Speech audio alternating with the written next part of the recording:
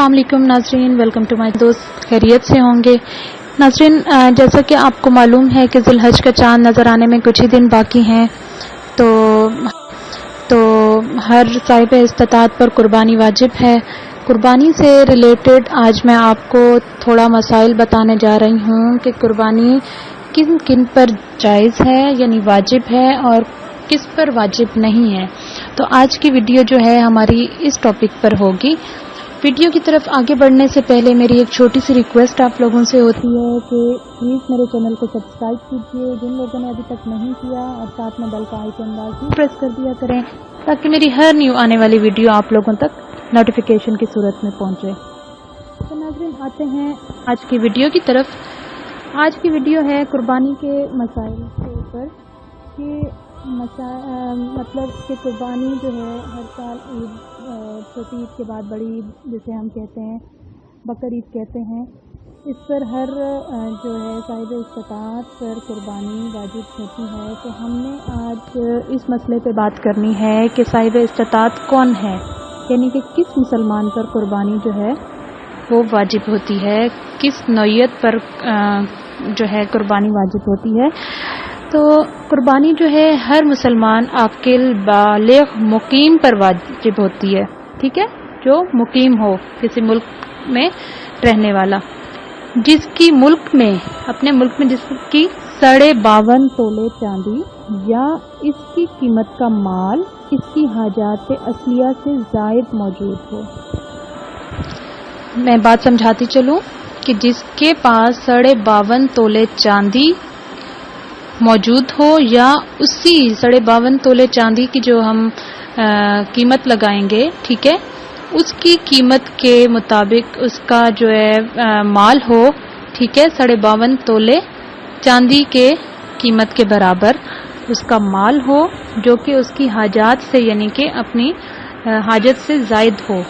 ये माल खास सोना चांदी या इसके जेवरात हो या माल तिजारत हो या ज़रूरत से जायद घरेलू सामान या मस्कूना मकान से जायद कोई मकान वगैरह हो।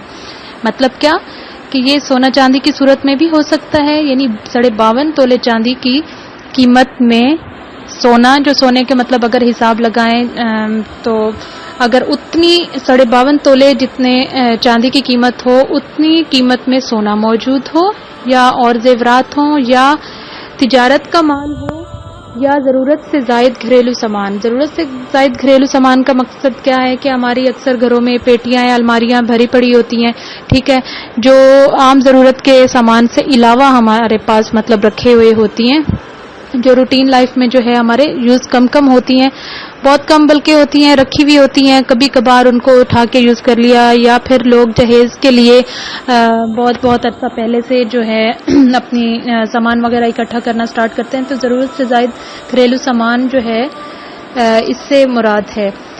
या मस्कूना मकान से, यानी जिसमें रहता हो मकान, उससे ज़ायद कोई मकान वगैरह उसके नाम हो। तो ऐसा जो भी मुसलमान आकिल बालिग होगा उस पर कुर्बानी वाजिब होगी, ठीक है। उम्मीद है आपको समझ आ गई होगी। उसके बाद आता है कि मुसाफिर पर कुर्बानी वाजिब नहीं, जो सफ़र की हालत में हो, मुसाफिर हो, उस पर कुर्बानी वाजिब नहीं होती।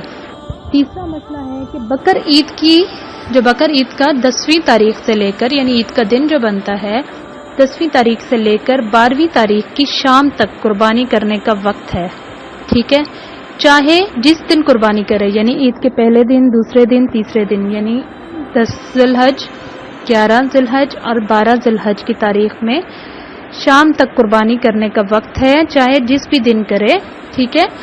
लेकिन कुर्बानी करने का सबसे बेहतरीन दिन बकर ईद का दिन है, यानी पहला दिन, फिर 11वां तारीख, फिर 12वीं तारीख, यानी सवाब के एतबार से पहले दिन ज़्यादा अफजल है, उसके बाद फिर दूसरा और फिर तीसरा दिन। 12वीं तारीख सूरज डूबने से पहले कुर्बानी करना दुरुस्त है। जब सूरज डूब गया तो अब कुर्बानी करना दुरुस्त नहीं है, मतलब कि वो नहीं होगी कुर्बानी। पहले दिन अफजल है, सबसे अफजल पहला दिन है, उससे बाद सवाब में दूसरा दिन आता है, उसके बाद तीसरा दिन आता है। सवाब तो मिलता है लेकिन थोड़ा अफजल पहले दिन, उसके बाद दूसरे दिन का, फिर तीसरे दिन, और तीसरे दिन سورج ڈوبنے سے پہلے قربانی کرنا درست ہے. اگر سورج ڈوب گیا ہے تو اس کے بعد قربانی کرنا درست نہیں ہے, وہ قربانی میں شامل نہیں ہوگا.